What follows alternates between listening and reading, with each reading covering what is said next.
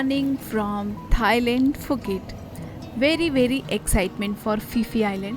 Phuket में हमारा ये पहला मॉर्निंग और अभी फ़िलहाल के लिए आखिरी मॉर्निंग भी है। एंड मैं बहुत एक्साइटेड हूँ फीफी आइलैंड जाने के लिए। वैसे तो जर्नी बहुत हो गई है बट फिर भी फीफी आइलैंड जाने का एक्साइटमेंट अलग ही लेवल का था। तो सुबह उठ करके हम सब टाइमली रेडी हो गए और 8:15 के करीब हमारी फेरी है।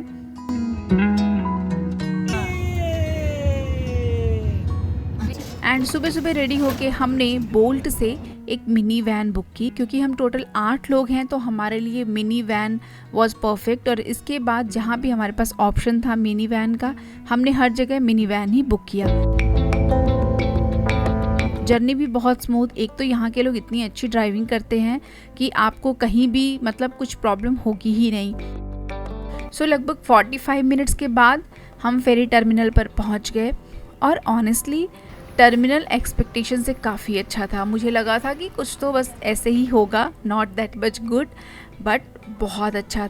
अंदर पूरे खाने पीने का आप बहुत सारी मतलब शॉप्स जैसी थी, आप वहाँ पे कोई भी चीज़ लेके खा पी सकते हैं। क्लीन वॉशरूम्स, वेटिंग एरिया भी एकदम नीट क्लीन, मतलब everything was properly organised and neat clean था। सो जाते ही पहले हम कंफर्मेशन लिए कि हमारी फेरी कब है, हमें कब बुलाएंगे। तो जाते ही अपनी चीज़ों का कंफर्मेशन ले लें ताकि आप आराम से वहाँ पे बैठ के और अपने टाइम को एंजॉय कर सकें। उसके बाद हमने वहाँ से लिया शावरमा, 2 ड्रिंक्स लिया हमने। और प्लान हमारा ये था कि दोनों ड्रिंक्स हम आराम से फेरी में बैठ करके एंजॉय करेंगे।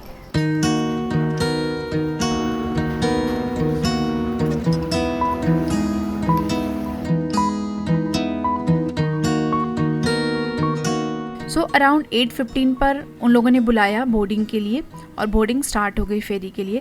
एंट्री के टाइम उन्होंने हमें स्टिकर्स दिए, हम जिस फेरी से हैं, क्योंकि एक ही साथ ना 2-3 फेरी लग जाती हैं। जो आपका है वो स्टिकर्स देख करके वो उस वाले फेरी में बिठाते हैं। वैसे सारी एक ही जगह जाती हैं बट हम जिसमें बुकिंग किए रहते हैं उसमें बिठाती हैं। जब भी फेरी में चढ़े ना तो ओवर कॉन्फिडेंट ना हो, कोई भी रॉड वगैरह जो भी है उसको पकड़ के, अपने सामान को अच्छे से पकड़ के, फ़ोन वगैरह अंदर रख के, कोई भी इंपॉर्टेंट चीज़ें हैं उन चीज़ों को अंदर रख करके ही अंदर चढ़ें। क्योंकि अगर वहाँ पे कोई चीज़ गिर भी जाती है तो आई डोंट थिंक कि कोई उसकी वजह से परेशान होगा आपके अलावा। सो अपनी चीज़ों को अच्छे से अंदर रख के, बच्चे हो तो उनका हाथ पकड़ करके अच्छे से आराम से जस्ट फेरी में जा कर के बैठ जाएँ पहले। सो फेरी में एंटर करते ही सबसे पहली चीज़ जो फील हुई वो सी की स्मेल।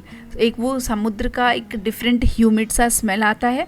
मेरी फेरी काफ़ी खाली थी, नीचे भी बहुत सारा स्पेस था, ऊपर भी स्पेस था और उसके ऊपर भी स्पेस था।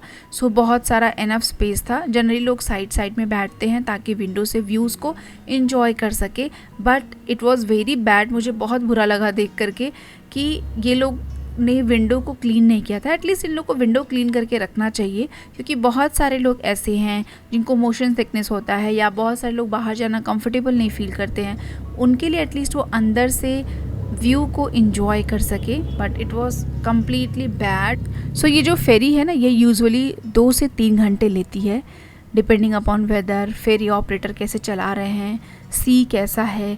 सो इसके हिसाब से ये टाइम थोड़ी एक्स्ट्रा या कम लेती है। बट अपने साथ मोशन सिकनेस का ज़रूर से आप मेडिसिन टैबलेट ज़रूर से रखें, इवन चढ़ते ही ले लें, वो बेटर होगा, क्योंकि पूरी फेरी की जर्नी थोड़ी सी स्मूथ रहेगी। अदरवाइज़ वो जब वॉमिटिंग वगैरह की फीलिंग आती है या वॉमिटिंग हो जाती है तो फिर वो मतलब इंसान ऑब्वियसली जर्नी को फिर इंजॉय नहीं कर पाता है। सो सब कुछ सेटल होने के बाद, सामान वगैरह रखने के बाद हम थोड़ी देर बाहर आए।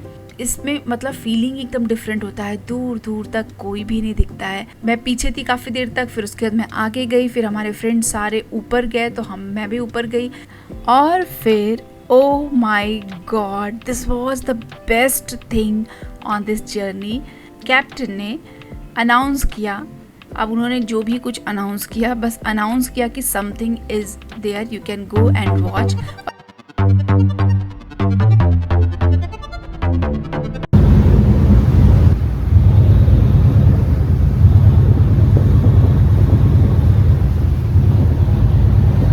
चीज़ के लिए तो मैं बिल्कुल रेडी नहीं थी, लेकिन जब मैंने देखा मैं अपने आप को रोक नहीं पाई। मैं जल्दी जल्दी भाग के बाहर आई।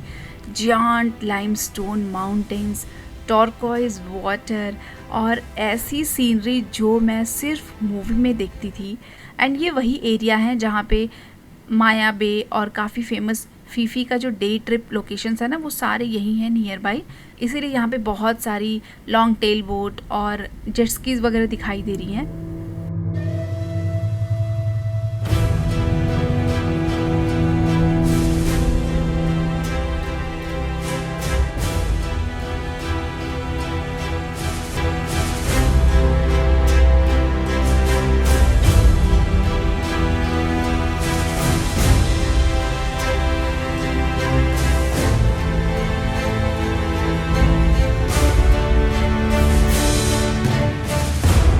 कभी कभी कुछ व्यूज़ ऐसे होते हैं ना, मैं कितना भी एक्सप्लेन कर लूँ, may be you can't feel that, जो कि कैमरा तो कैप्चर कर सकते हैं लेकिन फीलिंग कैप्चर नहीं कर सकते। सो ये वैसा ही कुछ मोमेंट है।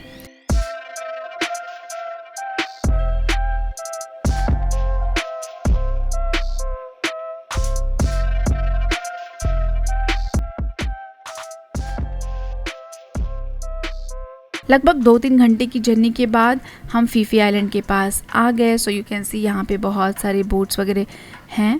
लिटरली मैं अभी मैं वॉइस ओवर कर रही हूँ एंड मुझे वो सी का ना अभी स्मेल भी आया थोड़ी देर के लिए। रिकॉर्ड करते करते मैं उसी मोमेंट में चली गई थी। एंड ये लॉन्ग टेल बोट्स ना फीफी की एकदम यूनिक चीज़ है। और फीफी आइलैंड की एक सबसे यूनिक बात पता है क्या है? यहाँ कार्स नहीं हैं, no taxis, no bikes, no traffic. आपको कहीं भी जाना है अपने दोनों कदमों से जाना होगा। और सरप्राइजिंगली मुझे ये चीज़ बहुत पसंद भी आई, क्योंकि अंदर एरिया एकदम सेफ़। आपको गाड़ी की कहीं ची पी कुछ नहीं आएगा, आपको कहीं रोड पे वॉक करने पे डर भी नहीं लगेगा। मतलब एकदम सोचे बिना किसी गाड़ी घोड़े का कोई रोड कैसा लगेगा। Everyone is walking. यहाँ की लाइफ का पेस ही अलग है।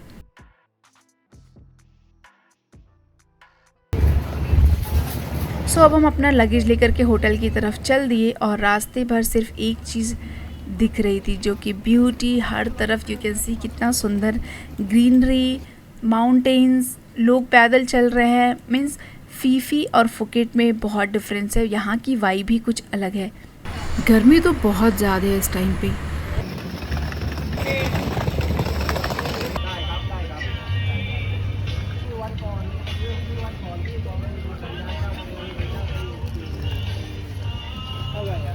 सो हम अपने होटल आ गए। हमें वो लंच के लिए लेकर के गए, थोड़ा सा फ्रेश होकर के। यहीं पास में ही फीफी का ये बीच है, जो कि बहुत खूबसूरत बीच है। यहाँ पे एकदम पीसफुल आइलैंड वाइब है और यहाँ से फील हुआ कि अब ट्रिप ऑफिशियली शुरू हुआ है। So welcome to the paradise. And अब मिलती हूँ मैं आप लोग के साथ नेक्स्ट व्लॉग में। तब तक के लिए बाय बाय, टेक केयर और अपना बहुत सारा ध्यान रखिएगा। Bye bye.